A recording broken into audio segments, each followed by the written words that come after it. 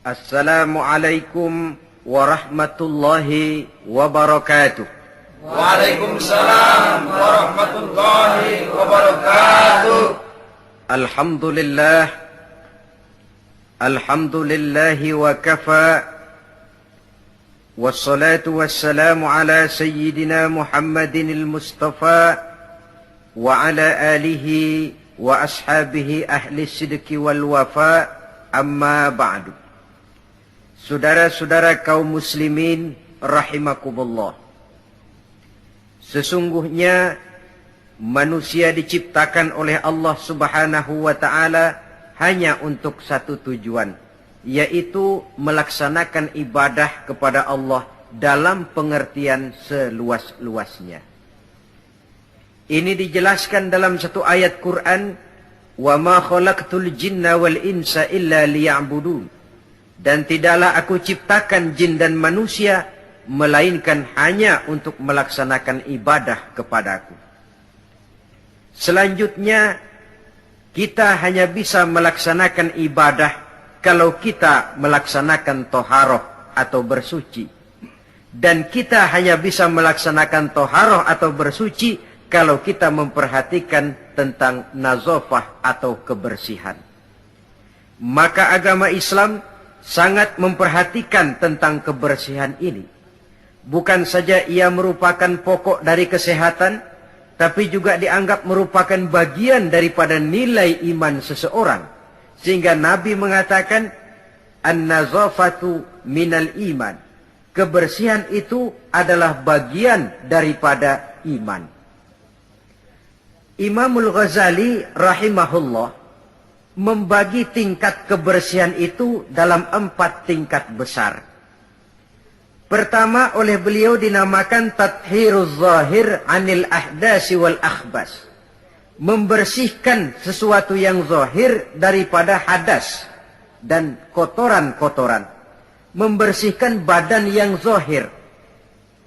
Ini merupakan prasyarat agar kita bisa toharoh. Dan toharoh merupakan unsur penunjang untuk melaksanakan ibadah. Sesuatu yang barangkali kita anggap soal sepele, kecil, tapi akan menentukan hal-hal yang besar. Kalau saudara toharohnya tidak betul, maka berarti tidak akan bisa melaksanakan ibadah kepada Allah. Padahal ibadah merupakan tujuan daripada penciptaan makhluk bernama manusia ini. Membersihkan diri dari hadas dan kotoran-kotoran. Saudara-saudara kaum muslimin yang berbahagia. Tingkat yang kedua, tathhirul jawarih anil jaraimi wal atham.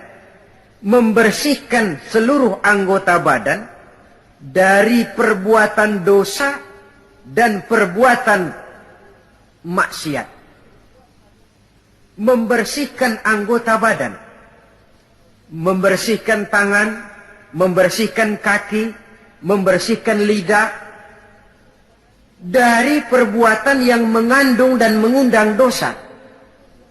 Kalau sekedar membersihkan zahir tangan, barangkali cuci tangan pakai sabun pun selesai. Tetapi membersihkannya dari minal jaraimi wal asab, dari perbuatan yang mengandung dosa dan kesalahan, ini merupakan tugas yang tidak ringan. Pada tahapan pertama, kebersihan yang diajarkan kepada kita umat Islam, bersih badan dari hadas dan segala kotoran yang berbentuk najis. Itu merupakan modal dasar supaya kalau itu bersih kita bisa wudu. Kalau sudah wudu, kita bisa sholat dan bisa melaksanakan ibadah-ibadah yang lain. Orang tidak mengerti sistem ekonomi menurut Islam, barangkali di akhirat dia tidak akan disidang Allah, karena itu masuk wajib kifayah. Tapi orang tidak betul membersihkan diri daripada hadas, ini tanggung jawab individu. Dan dia akan bertanggung jawab di hadapan Allah. Berangkat dari kebersihan, untuk menuju kepada yang maha bersih, yaitu Allah Subhanahu wa ta'ala. Berangkat dari kebersihan menuju ke yang maha bersih. Inilah perjalanan dari kehidupan manusia ini. Oleh karenanya, dimulai itu dari pembersihan diri. Dari segala macam kotoran, dari segala macam najis. Dan tidak usah, terutama adik-adik remaja, para pemuda, tidak usah malu mengkaji masalah-masalah agama, memulainya dari hal-hal yang mendasar, kalau memang itu terpakai dalam kehidupan kita. Biasanya kalau diajak ngaji fikih bab apa? Hadas besar, hadas kecil, lah itu mah dari dulu. Dari dulu. Ya memang agama itu dari dulu begitu. Bahwa mau diskusi soal Allah, alam, dan manusia, silahkan. Bahwa mau berfilsafat tentang sistem ekonomi dan kebudayaan menurut Islam, oke. Tetapi hal-hal yang mendasar dan terpakai dalam kehidupan sehari-hari, jangan dianggap remeh. Karena banyak hal-hal kecil yang kita remehkan, pada akhirnya menjelimet jadi urusan besar yang mencelakakan kita. Semuanya. Gedung yang paling tinggi pun selalu mulai dari pondasi dan lantai dasar. Tiang yang paling tinggi sekalipun mulainya rendah dulu. Begitulah kehidupan beragama yang besar ini dimulai dari kebersihan. Sampai Imam Ghazali memuat satu hadis dalam kitab Ihya beliau, Buniyad dinu 'alan nazafah. Agama ini dibangun di atas kebersihan. Lah, kebersihan apa? Pertama, kebersihan zohir. Jadi badan kita ini bersih dari ketempelan najis, dari ketempelan hadas yang bisa menghalangi kita bersuci. Dan tanpa kesucian itu akan menghalangi kita untuk melaksanakan ibadah kepada Allah. Nah, kalau itu sudah bersih, naik kepada kebersihan yang kedua sekarang. Lebih bersifat filosofis, tathhirul jawarih. Kalau badan sudah bersih dari kotoran-kotoran yang kelihatan, sekarang bersihkan anggota badan dari kotoran yang nggak kelihatan. Apa itu? Dosa. Kesalahan. Dosa itu kan bakal jadi daki. Tahu daki? Yang kalau sudah berkarat dalam hati akan menjadi dinding yang membentengi dan membatasi kita dengan Allah. Apakah Allah jauh dari manusia? Tidak. Apakah Allah membatasi hubungan dengan manusia? Tidak. Yang membatasi manusia sendiri berupa lapisan-lapisan dosa yang dia kerjakan. Makin banyak dosanya, makin tebal dinding antara dia dengan Tuhannya. Dalam kondisi begitu, doa udah jauh banget dikabulin. Jadi kalau sudah berangkat dari kebersihan badan, melangkah yang kedua. Anggota badan bersihkan dari kotoran yang nggak kelihatan. Apa itu? Anil jaraim, dari perbuatan dosa. Tangan bersihkan. Makanya tidak cuma sekedar lewat itu. Lewat wudhu saja kita sudah diajarkan toh. Ketika membasuh dua tangan di awal wudhu. Allahumma inni as'alukal yumna wal barakah. Wa a'udzubika minasyu'mi wal halakah. Ya Allah, saya mohon kepadamu keberkahan di dua tangan ini ya Allah.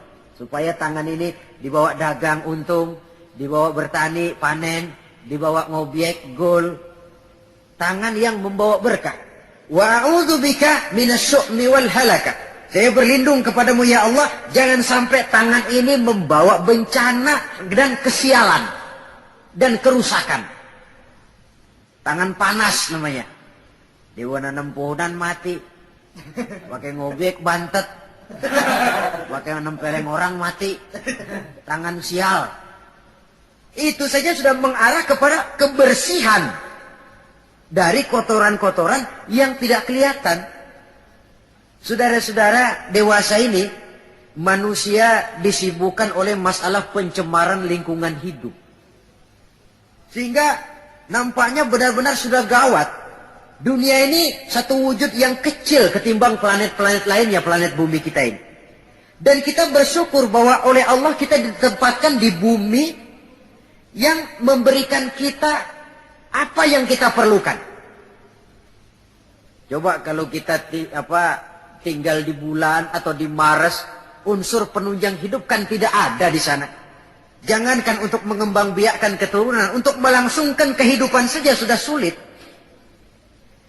Bumi yang kita tinggali ini, planet dunia ini, pada dasarnya memenuhi apa yang dibutuhkan oleh manusia. Air untuk minum, tumbuh-tumbuhan untuk bernaung, untuk dimakan, hewan dan sebagainya.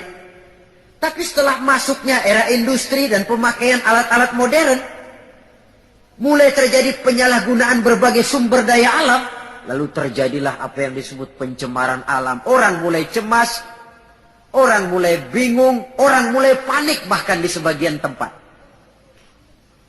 Ini apa ini? Berangkat dari tingkat kesucian yang kedua. Suci anggota badannya dari perbuatan dosa. Saudara hadirin yang saya hormati, hilangnya keseimbangan alam akan merugikan manusia.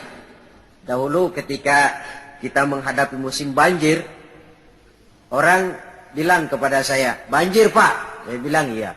Tapi saya pikir-pikir bukan salah orang kok, salah air.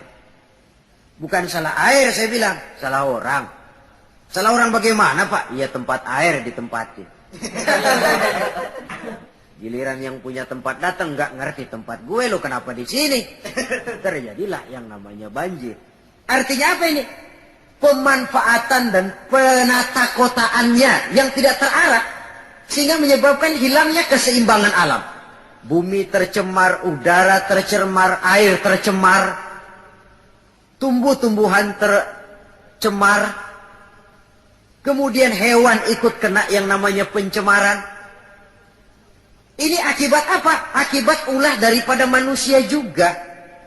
Apa sih yang menyebabkan orang lalu tidak bisa menahan diri sehingga menimbulkan dampak negatif yang merugikan manusia itu sendiri?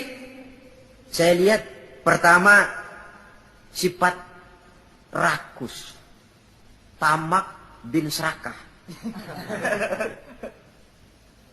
Sifat tamak dan rakus ini kan sering mendorong orang untuk menghalalkan segala macam cara. Dia rela menari di atas mayat orang lain. Dia mau senyum di atas tangisan orang lain. Dia mencari bahagia di atas penderitaan orang lain.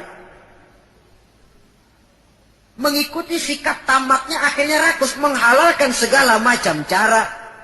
Tidak terikat lagi oleh yang namanya nilai, norma, dan kaedah-kaedah yang harus dihormati. Perlu menipu, ya nipu. Perlu meras, ya memeras. Perlu membohongi orang, ya membohongi orang. Sikap tamak cenderung mendorong orang untuk menguras sumber daya alam, sehingga alam lalu kehilangan keseimbangannya. Ketika terjadi musibah, sasaran utama tentu manusia sendiri. Karena tamak orang nggak sanggup lagi menjaga anggota badannya. Tangan seambil-ambilnya. Mulut seomong-omongnya. Mata selihat-lihatnya. Mulut semakan-makannya. Perut seisi-isinya. Tidak lagi selektif. Sedangkan kita orang Islam ini umat yang selektif. Bahwa kita makan, kita minum, kita berpakaian. Seluruhnya dibatasi oleh pertanyaan. Yang saya minum ini, yang saya makan ini, yang saya pakai ini, yang saya usahakan ini, Allah ridho apa tidak? Itu bedanya orang Islam dengan orang yang di luar Islam. Ada kaedah dan norma yang membatasi dia, yaitu pertanyaan Allah ridho apa enggak. Bukan cuma mengejar keuntungan relatif. Bukan cuma mengejar keuntungan yang sedikit, lalu menguburkan dan menentang hati nurani sendiri. Karena sikap tamak orang tidak sanggup mengendalikan diri, maka seluruh anggota badannya lalu tidak terjaga lagi anil jaraim, dari perbuatan dosa dan salah. Hilang sudah. Nah, orang begini kalaupun dia suci daripada hadas kecil dan hadas besar, tapi anggota badan lainnya tidak terpelihara dari perbuatan dosa, lah sama juga bohong. Hadas kecil nggak punya, hadas besar nggak punya. Wudhu sering, tapi nyolong jalan terus. Mulutnya fitnah orang, suka betul. Gunjing orang, iya. Makan yang haram, iya. Nipu orang lain, iya. Itu namanya tidak menjaga anggota badan dari kotoran-kotoran yang abstrak. Ini yang saya lihat penyebab pertama, sikap tamak. Yang kedua, sikap materialistis. Ini merupakan pemacu paling utama Sikap materialistis yang ideologinya biasanya ideologi perut ini. Hidup cuma isi perut. Karena itu materi tujuan utama. Kalau perlu nipu, nipu. Kalau perlu ngebohongin orang, ngebohongin orang. Kalau perlu korupsi, korupsi. Sampai sekarang ini bukan cuma buku, bahkan sampai kepada hak cipta, sampai kepada produksi, sampai kepada hal-hal yang berkaitan dengan hubungan dengan dakwah, masih terkena yang namanya bajakan. Dan yang aneh bahwa ya tahu itu barang bajakan, toh masih ada saja yang mau jual. Ini kalau tidak didorong oleh sikap materialistis mengejar keuntungan relatif dengan menekan perasaan pribadi, sudah merugikan orang lain, merugikan teman, nggak soal. Bahwa dia menari di atas penderitaan orang, bahwa dia senyum di atas bangkai saudaranya misalnya, bukan soal bagi dia. Yang penting target materi tercapai. Kalau sudah kemarilah cara berpikir orang, bukan saja dia menginjak hak azasi daripada orang lain, tapi dia sudah menjerumuskan dirinya sendiri. Mungkin dia orang macam ini terlepas dari pengadilan dunia, tapi tidak seorang pun yang akan lepas dari pengadilan Qadhi Rabbul Jalil, di mana akan diputar seluruh film kegiatan hidup kita, sejak dari yang sekecil-kecilnya sampai kepada yang sebesar-besarnya. Apalagi di zaman di mana orang sekarang ini gampang nekat, merasa didlek, buntu, apalagi di belakang dia lihat merasa ada backingnya, jaluknya jadi naik, palanya jadi besar, hidungnya jadi mekar, lalu membusungkan dada, timbul sikap sombong dan cenderung menganggap enteng kepada orang lain. Padahal kalau sudah ada kecenderungan menganggap remeh dan enteng orang lain, itu tandanya orang sudah mulai kehilangan kepercayaan kepada dirinya sendiri. Karena itu Islam mengajarkan la yu'minu ahadukum hatta yuhibba li akhihi ma yuhibba li nafsihi. Belum sempurna iman kamu sampai kamu cinta kepada saudaramu sebagaimana kamu cinta kepada dirimu sendiri. Artinya apa ini? Mengukur orang lain dengan diri sendiri. Kalau orang lain tanpa salah saya tempeleng, sakit enggak? Sakit. Saya pun begitu. Kalau orang lain tanpa salah difitnah, sakit gak dia? Sakit. Saya pun begitu. Yang tidak enak terjadi pada diri saya akan begitu juga kalau terjadi pada diri orang lain. Maka pertimbangannya adalah diri sendiri. Kalau sudah ke sana cara berpikir orang, dia nggak brutal, nggak lalu ingin mengejar keuntungan karena sikap tamak dan rakus, lalu mengabaikan rasa persaudaraan, rasa persatuan, rasa solidaritas. Yang penting uang masuk, perlu bajak-bajak, perlu jiplak-jiplak. Soal hak cipta orang lain tidak ada urusan, toh nanti bisa diatur segalanya. Ya mungkin di dunia bisa diatur, tapi mampukah kita ngatur akhirat? Mungkin di dunia banyak pihak bisa kita kelabuin, tapi sanggupkah kita ngebohongin Allah? Mungkin banyak saksi ada charge yang kita bayar bisa meringankan kita, tapi sanggupkah kita mencari saksi ada charge di akhirat nanti? Keyakinan semacam ini yang membatasi pola dan gaya seorang muslim dalam menjalani kehidupan. Dia berupaya menjaga kebersihan, setelah kebersihan badannya, kebersihan anggota badannya dari perbuatan yang mengundang salah dan dosa. Setelah sikap materialis, saya lihat lagi yang mendorong orang tidak sanggup mengendalikan diri dan menjaga diri dari kotoran tadi. Apa? Takabur dan kurangnya rasa malu. Kalau tidak punya rasa malu sama sekali. Ini membudayakan rasa malu zaman sekarang saya anggap penting ini. Di saat nilai bergeser,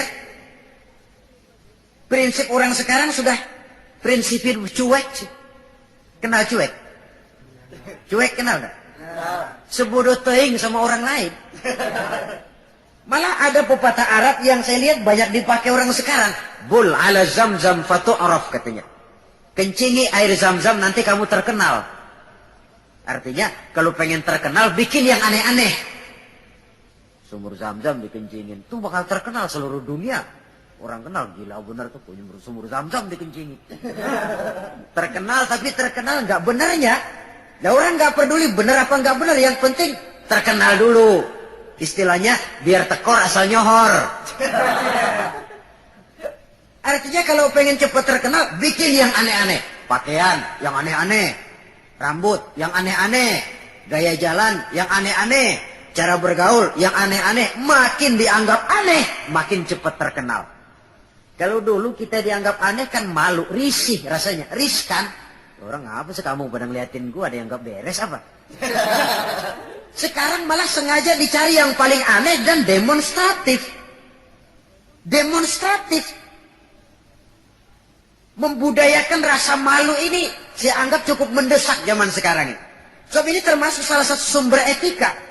Pejabat tahu malu, pengusaha tahu malu, organisasi tahu malu, pemimpin tahu malu, orang tua tahu malu, anak muda tahu malu, remaja tahu malu. Apalagi kalau mau bercermin kepada Rasulullah sallallahu alaihi wasallam. Imam Abu Ja'far Al-Barzanji menceritakan akhlak Nabi itu, wa kana sallallahu alaihi wasallam syadidal haya.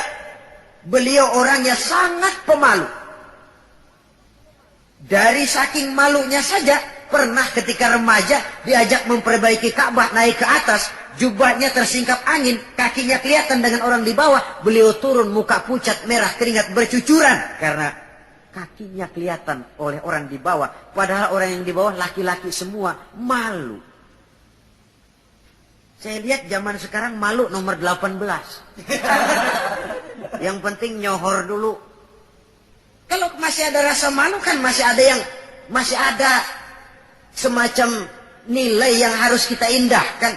Tapi kalau sudah nggak ada rasa malu, tidak ada rasa menyesal, tidak ada rasa telah melakukan sesuatu yang tidak baik. Itu akibatnya kalau sudah kehilangan rasa malu. Saudara-saudara kaum muslimin yang berbahagia, apa nasibnya agama umat ini kalau kita sudah kehilangan rasa malu? Perbuatan apa yang tidak akan negatif dan tidak akan mengarah setidak-tidaknya kepada perbuatan negatif kalau kita sudah tidak punya rasa malu? Nah, kalau orang sudah nggak punya rasa malu, sudah nggak punya timbangan, karenanya cuek. Tahu cuek? Udah masa bodoh aja dah. Orang mau bilang apa kek, yang penting kan untung, yang penting kan duit masuk, yang penting kan terkenal. Sehingga jangan heran kalau sekarang di kampung-kampung walau orang pakai baju kayak mau mentas di televisi saja. Padahal nggak kemana-mana.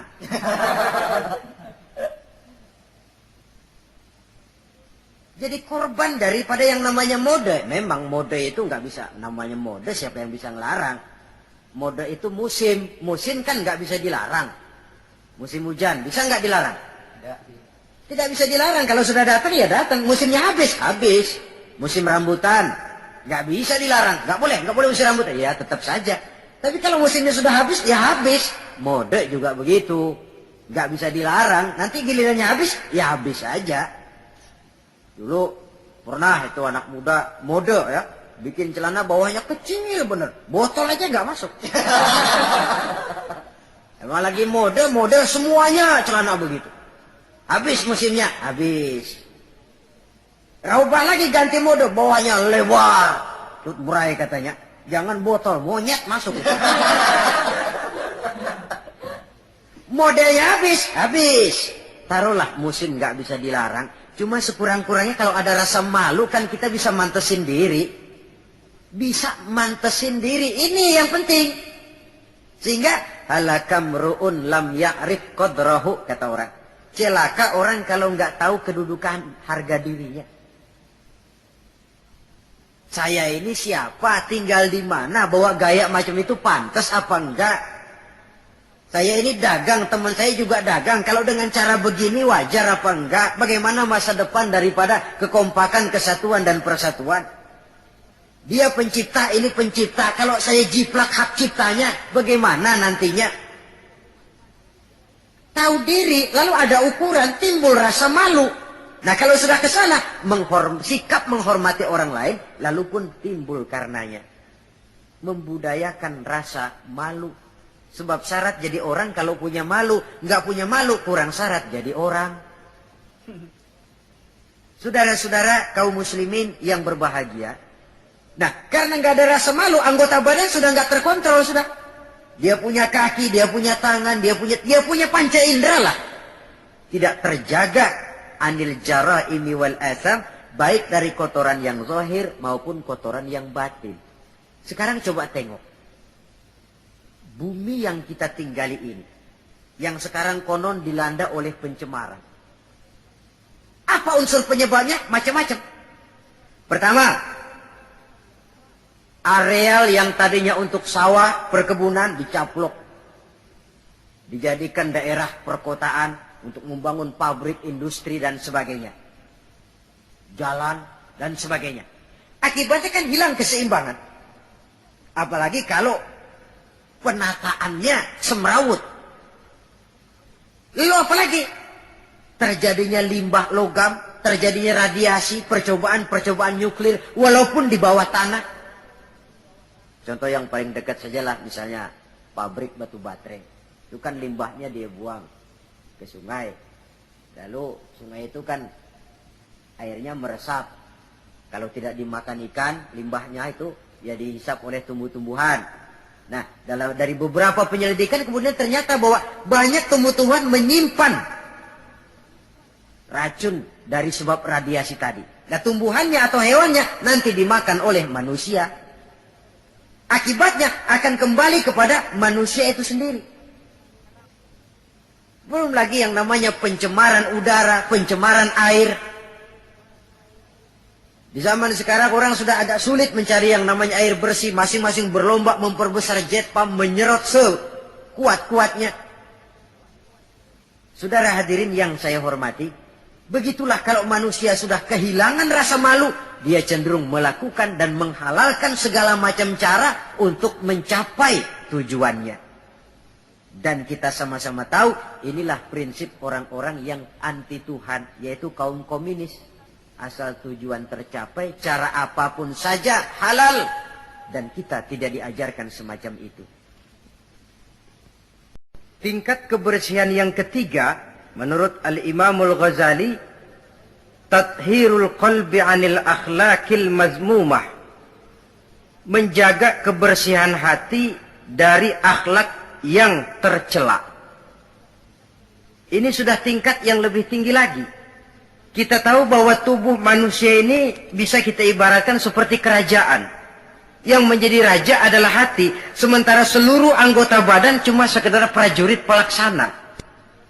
Itu sebabnya dalam satu hadis dikatakan oleh baginda Nabi, ala inna fil jasadi mudghah, iza salahat salahal jasadu kulluh, wa iza fasadat fasadal jasadu kulluh, ala wahiyal qalbu. Ketahuilah bahwa dalam tubuh manusia ada segumpal daging. Kalau daging itu baik, seluruh tubuh akan menjadi baik. Kalau daging itu rusak, seluruh tubuh akan ikut menjadi rusak. Dan daging itu tidak lain adalah hati. Hati adalah komandan, jenderal. Sementara seluruh anggota badan yang lain merupakan prajurit pelaksana yang hanya patuh kepada komando jenderal. Kaki hanya bergerak kalau hati bilang jalan kau. Tangan hanya bergerak kalau dikomandoi oleh hati. Maka kalau hati baik, seluruh anggota badan akan mengarah kepada yang baik. Tapi kalau hati rusak, anggota badan akan mengarah kepada yang rusak juga. Tapi ini lalu tidak berarti orang harus berpikir terbalik. Kalau begitu, yang penting hati kita baik kan. Gak sembahyang juga kalau hati udah baik, gak ngapa-ngapa udah. Itu pemikiran yang paling keliru.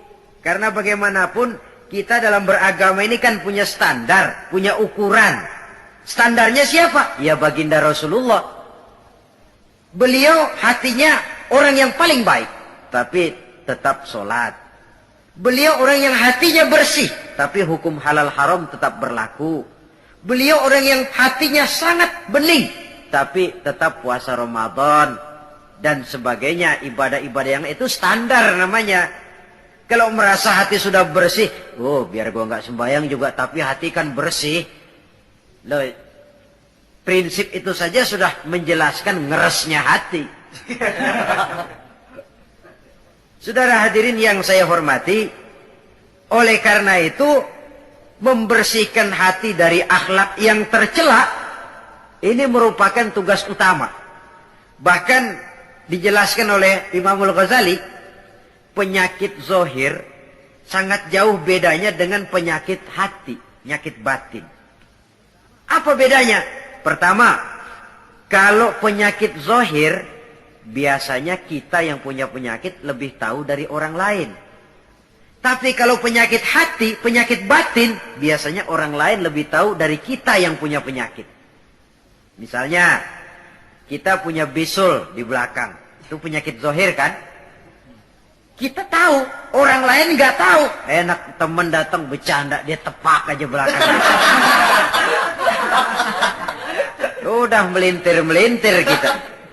Dia nggak tahu, kita tahu. Penyakit zohir, kita yang punya penyakit lebih tahu dari orang lain. Tapi kalau penyakit hati, penyakit batin, kadang-kadang orang lain lebih tahu, kita yang punya nggak berasa. Misalnya sombong, ya. Kita nggak berasa, kita anggap wajar saja. Orang lain yang nilai, sombong sih kamu. Hasud, dengki, kita anggap wajar. Orang lain bilang, karangan hatimu, hasud betul sih, nggak seneng lihat orang lain dapat nikmat. Tetangganya beli TV aja meriang.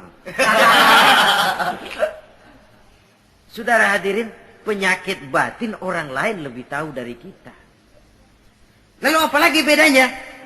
Kalau penyakit zohir, penyakit badan, itu hanya merusak kehidupan dunia. Resikonya paling-paling mati.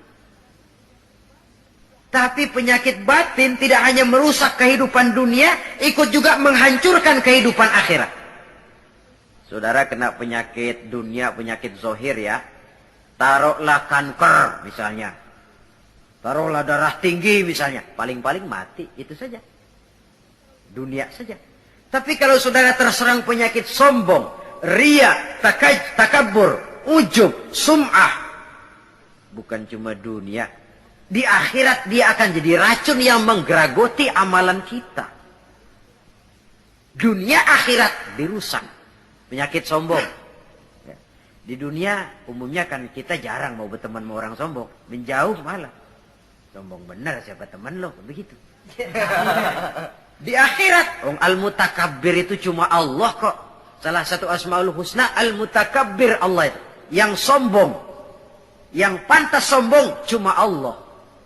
Anal mutakabbir, akulah yang paling besar. Makanya takabur, itu asal katanya takabbaro ya takabbaru. Membesar-besarkan diri. Nggak besar aja, gedein aja dirinya. Saudara hadirin yang saya hormati, yang ketiga, kalau penyakit zohir banyak dokternya. Apalagi di zaman spesialisasi sekarang ini, tinggal nyari aja dah. THT, yang kanker, yang tulang, yang jantung, yang macam-macam penyakit, ada dokter spesialisnya. Tapi penyakit batin cuma agama dan kemauan dari orang yang bersangkutan untuk memperbaiki diri. Tanpa itu sulit. Sulit untuk dirubah. Tanpa dekat dengan agama, tanpa kemauan yang kuat memperbaiki diri, orang sulit terobati dari penyakit-penyakit batin. Makanya kalau para dokter sangat serius melakukan penyelidikan, mencari penangkal obat, penangkal penyakit yang hanya merusak kehidupan dunia, apa kita nggak lebih sungguh-sungguh memusatkan perhatian, mengobati penyakit yang kalau diserang penyakitnya bukan cuma dunia, akhirat ikut bangkrut. Itu yang dinamakan dengan penyakit-penyakit batin. Saudara hadirin yang saya hormati, ada lagi di zaman sekarang orang berpikir, yang penting kan percaya saja sama Tuhan. Lalu hati baik, sudah cukup. Loh, kalau memang percaya kepada Tuhan dan hati baik cukup, tidak perlu Allah sampai mengutus 25 Rasul ke alam ini. Sebab tanpa Rasul pun manusia bisa kok kenal Tuhan. Cuma Tuhan yang mana? Yang sebenarnya Tuhan atau cuma yang dipertuhan saja? Yang bukan Tuhan tapi dianggap Tuhan? Tanpa mengutus rasul mungkin manusia percaya bahwa di luar kekuatannya ada super power yang manusia merasa bergantung ke sana. Lalu menegakkan tata cara peribadatan untuk menghormati sang super power tadi. Tetapi percaya kepada Allah itu kan tidak cukup cuma sekedar percaya saja. Lantas diiringi dengan pelaksanaan ibadah yang sasarannya untuk mencapai bersihnya hati ini. Saudara hadirin yang saya hormati, jadi tingkat yang ketiga kebersihan yang diajarkan, kebersihan hati. Biar badan kita bersih dari hadas kecil, hadas besar, tapi kalau hati kita kotor, ngeres, korengan hatinya. Tidak senang lihat orang lain dapat nikmat. Tidak senang lihat orang lain lebih maju. Takabur, merasa diri paling besar, ujub, ria, semua yang dikerjakan selalu pengen didengar orang, dilihat orang, to show only.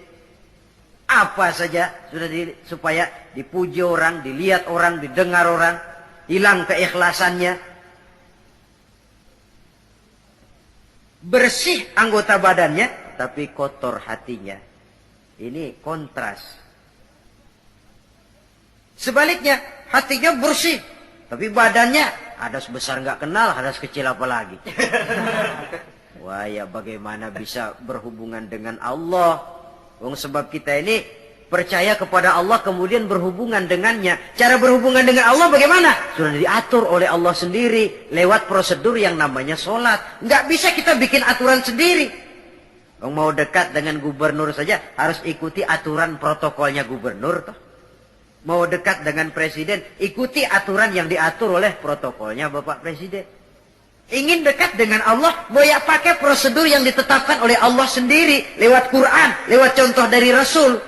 Melalui sholat, melalui puasa, melalui zakat, melalui berbagai ibadah yang standar contohnya adalah Rasul. Jadi kalau hati sudah baik lalu sembahyang boleh berhenti, mestinya Nabi Muhammad yang paling dulu berhenti sembahyang. Iya kan? Sebab beliau hatinya paling baik. Nyatanya nggak pernah berhenti.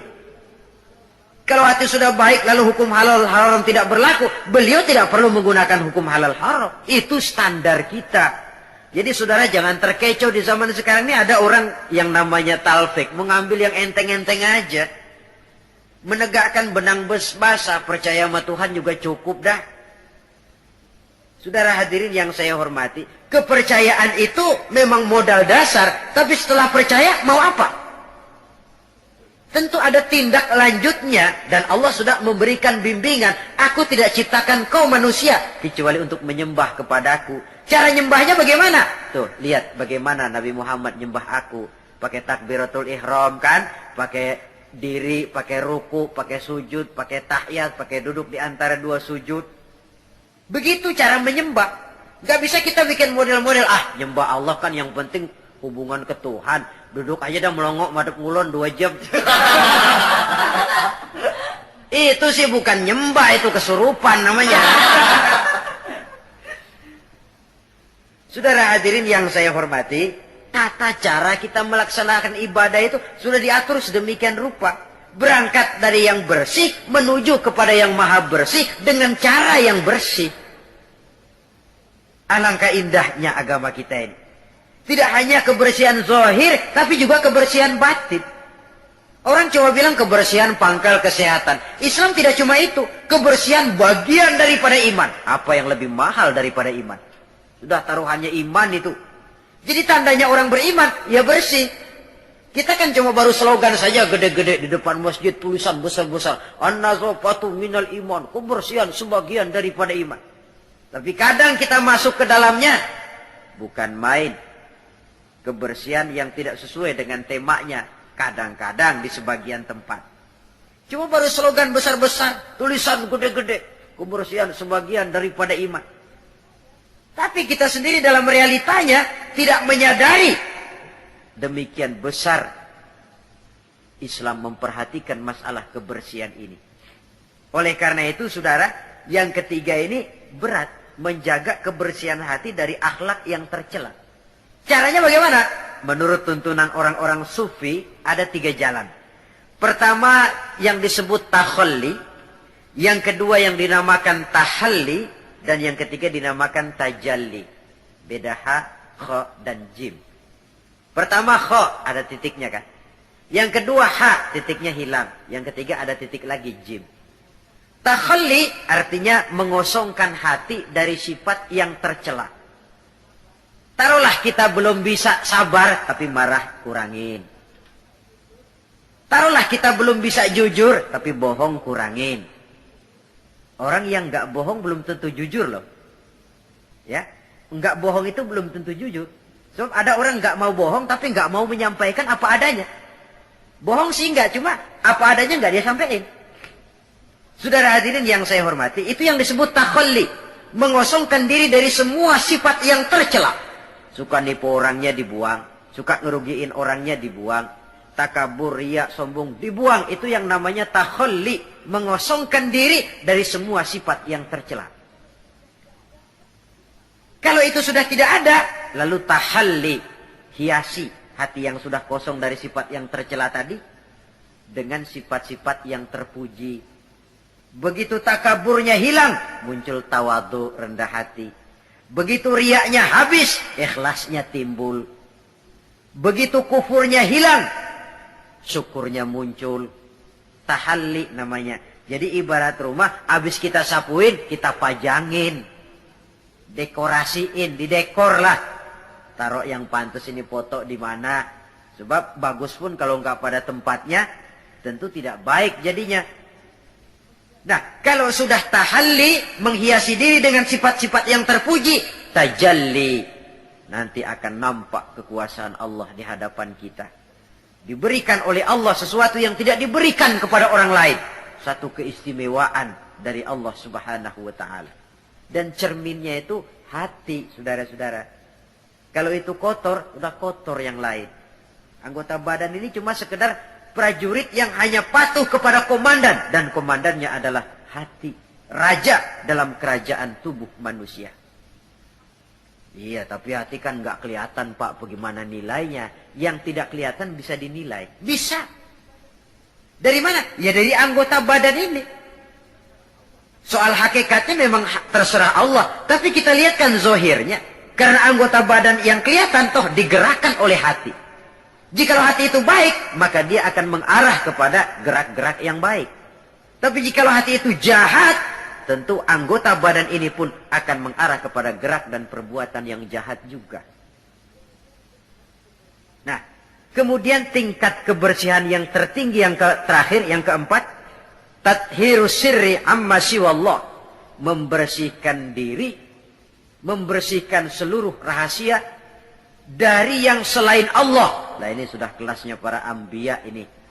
Membersihkan diri dari yang selain Allah.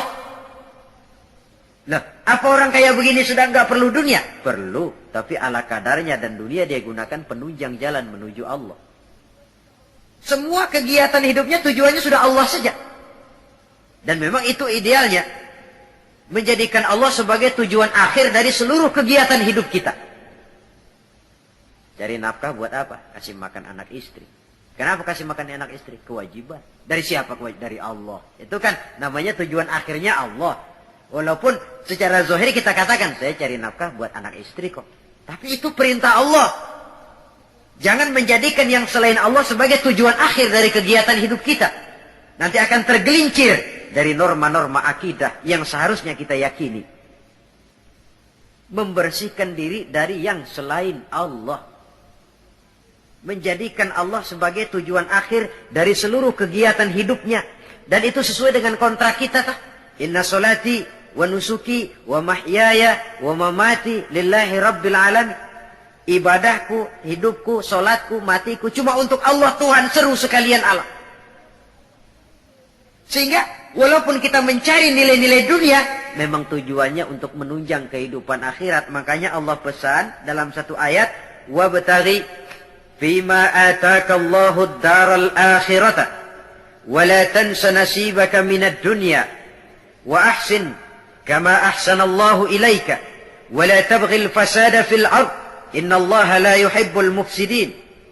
Dengan karunia yang diberikan Allah kepadamu, carilah akhirat. tapi jangan lupakan bagianmu di dunia ini. Cari akhirat, tapi jangan lupakan bagianmu di dunia ini. Wa ahsin kama ahsanallahu ilaika, dan berbuat baiklah sebagaimana Allah telah berbuat baik kepadamu. Jangan menebarkan kerusakan di permukaan bumi. Sesungguhnya Allah tidak suka kepada orang yang menebarkan kerusakan di permukaan bumi ini. Jelas sekali ayat ini. Di samping menganjurkan adanya keseimbangan dalam kehidupan kita, tetapi stresnya tetap saja cari akhirat. Namun jangan lupakan bagianmu pada kehidupan di dunia ini. Saudara, apabila 4 fase kebersihan ini kita telusuri, kemudian kita amalkan, pada tahapan pertama berusahalah supaya kita jadi orang yang bersih, baik dari hadas kecil maupun hadas besar. Syukur kalau saudara misalnya sudah biasa hidup, membiasakan mempunyai wudhu dalam hidup ini. Sebab tidak cuma untuk sholat, utamanya memang itu. Tapi mau pergi dagang, wudhu dulu, bagus. Mau berangkat kerja, wudhu dulu, bagus. Untuk sesuatu yang tujuan yang bersih, harus kita mulai dari sesuatu yang bersih juga. Nah, dari situ kita lalu meningkat, berusaha menjaga kebersihan anggota badan. Berusaha supaya tangan ini jangan mengundang dosa. Supaya mata ini jangan mengundang dosa. Supaya kaki ini tidak melangkah ke tempat yang bisa membawa dosa. Supaya perut ini tidak kemasukan barang yang mengandung dosa. Baru kalau sudah begitu pada tahapan yang ketiga, hati. Itu sudah klimaksnya. Kalau dia sudah berakar menjadi hati yang bersih dari akhlak yang tercela, itulah nilai kebersihan yang paling ideal di dalam kehidupan kita. Ternyata teori mens sana in corpore sano katanya. Akal yang sehat terdapat pada badan yang sehat. Tidak selamanya benar. Buktinya apa? Wong maling sekarang badannya sehat-sehat kok. Siapa bilang kalau badan sehat lalu akal sehat? Tidak mesti. Katanya akal yang sehat terdapat pada badan yang sehat. Belum tentu juga. Bukti yang jadi maling badannya sehat-sehat, tapi hatinya kok ngeres. Ini berarti bahwa memang kebersihan itu harus berangkat dari hal yang mendasar untuk sampai kepada puncaknya membersihkan hati. Di situ sumbernya, karena hati sekali lagi merupakan raja dalam kerajaan tubuh manusia. Kalau rajanya sudah angkara murka, kalau rajanya sudah biadab, maka seluruh rakyatnya, anggota badan ini akan mengarah kepada yang biadab juga jadinya. Tetapi lagi-lagi bahwa usaha pembersihan hati ini harus melalui jalan yang telah dicontohkan oleh standar dalam kehidupan beragama, yaitu Nabi kita Muhammad sallallahu alaihi wasallam. Itu saja patokannya. Beliau sholat, kita sholat. Beliau puasa, beliau puasa.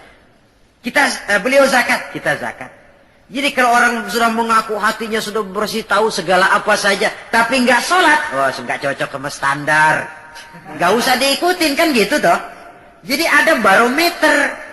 Oh ngakunya Mbah Ano, pinter Ano, tahu keadaan orang. Puasa nggak Ramadan? Kagak, nggak cocok sama standar, nggak cocok sama standar. Itu saja, gampang kok kita punya barometer, ada ukuran. Kalau orang sekarang ini gampang dikelecehin sih. Apalagi dia nggak punya standar, udah telap bener dah. Saudara hadirin yang saya hormati, standar dalam kehidupan beragama tidak lain baginda Nabi. Taruhlah kita belum bisa ikut sholat seperti sholatnya beliau, taruhlah belum bisa sabar seperti sabarnya beliau, taruhlah belum bisa melaksanakan tahajud seperti tahajudnya beliau. Tetapi yang belum bisa dicontoh seluruhnya kan tidak perlu ditinggal semuanya. Apalagi lalu mencela seperti dulu zaman anak-anak ada cerita, serigala pengen makan buah anggur, tinggi, lompat, jatuh lagi, nggak bisa tercapai itu anggur. Akhirnya putus asa, kecewa, kemana-mana dia pergi ngomong sama semua binatang, anggur pahit, anggur asam, anggur pahit, anggur asam. Padahal bukan anggur yang pahit, dia aja yang kagak bisa ngambil. Akan selalu ada di masyarakat tuh manusia yang mentalnya begitu. Dia pengen begitu, nggak bisa, sama yang bisa dia sirikin. Akan selalu ada di masyarakat manusia yang punya mental begitu. Dia pengen begitu. Kagak bisa, udah setengah mati. Enggak bisa juga. Sama orang yang bisa. Wah, siriknya bukan main. Hasutnya bukan main. Sama serigala tadi. Pengen makan buah anggur udah metik nggak bisa. Pidato kemana-mana anggur lah pahit. Emang kemampuannya aja yang nggak sampai ke sana pakai anggur pahit, anggur asem. Orang menghina sesuatu bukan karena sesuatu yang dihina itu jelek, tapi karena dia nggak bisa berbuat begitu. Lalu yang lebih celaka lagi mempengaruhi orang supaya berpendapat begitu kayak serigala tadi. Udah dia kesel sama orang, orang lain dia undang supaya kesel juga sama tuh orang. Kan nggak bener ini, marahan pakai ngebon.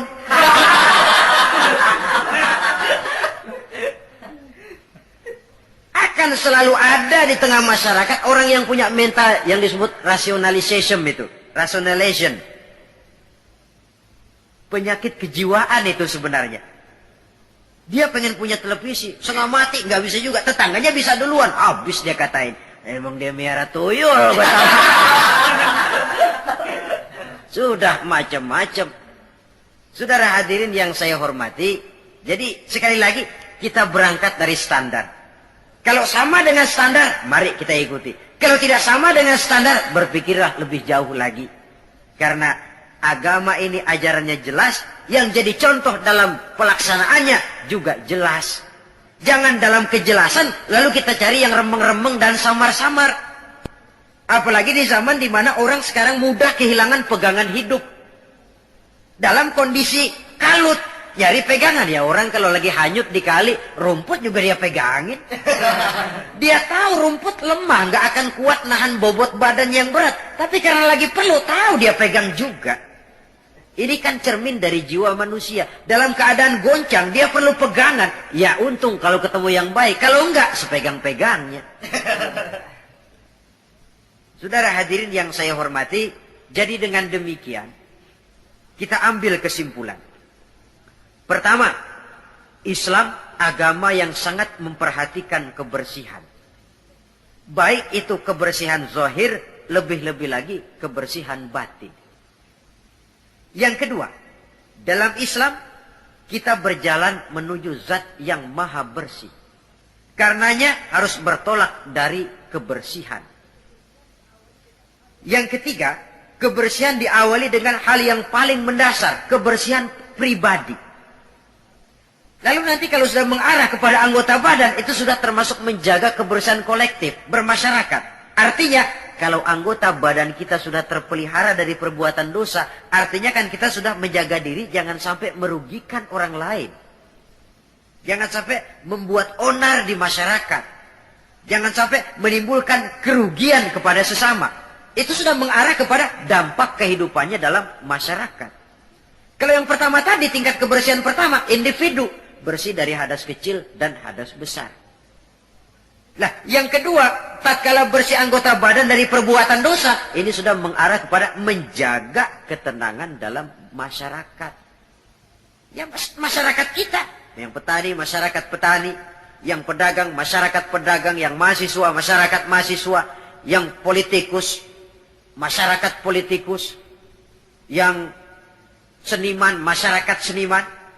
Masing-masing pihak menjaga anggota badan dari perbuatan yang bisa berbuat dosa. Itu sudah termasuk menjaga kemaslahatan dan keselamatan bersama. Nah, kalau sudah sampai kepada puncaknya, pembinaan pribadi, pembersihan hati dari sifat-sifat yang tercela. Kemudian menghiasinya dengan sifat-sifat yang terpuji untuk mencapai satu makom yang tinggi di hadapan Allah Subhanahu wa Ta'ala. Mungkin dengan pendidikan, dengan pangkat, dengan harta, kita bisa berlomba mencari kedudukan di dunia. Tapi kedudukan di sisi Allah hanya bisa dibeli dengan prestasi ibadah. Yang prestasi ibadah itu akan membentuk hati yang baik. Jadi dengan kata lain, antara pelaksanaan ibadah dengan hati yang baik itu berkaitan. Kalau tidak, salah satunya sulit untuk terwujud. Artinya dari hati yang baik timbul semangat ibadah. Dari semangat ibadah, hati lalu menjadi baik. Ada semacam interaksi. Oleh karenanya saya berharap dari pertemuan kali ini, marilah kita sama-sama menjaga diri baik dari kotoran zahir maupun kotoran batin. Menjaga kebersihan, kebersihan diri, rumah tangga, lingkungan, masyarakat, bangsa dan negara kita demi untuk kemaslahatan bersama. Sekian dan demikianlah. Dan pada akhirnya sebagai uraian penutup Al-Baqarah 172, Allah Subhanahu wa taala berfirman, "Ya ayyuhalladzina amanu kulu min thayyibati ma razaqnakum washkuru lillah in kuntum iyyahu ta'budun." Hai orang-orang yang beriman, makanlah kamu dari yang baik-baik dari rezeki yang telah kami berikan kepadamu dan bersyukurlah kepadanya, dan hanya kepadanya lah hendaknya kamu menyembah dan beribadah. Terima kasih. Wassalamualaikum warahmatullahi wabarakatuh. Waalaikumsalam warahmatullahi wabarakatuh.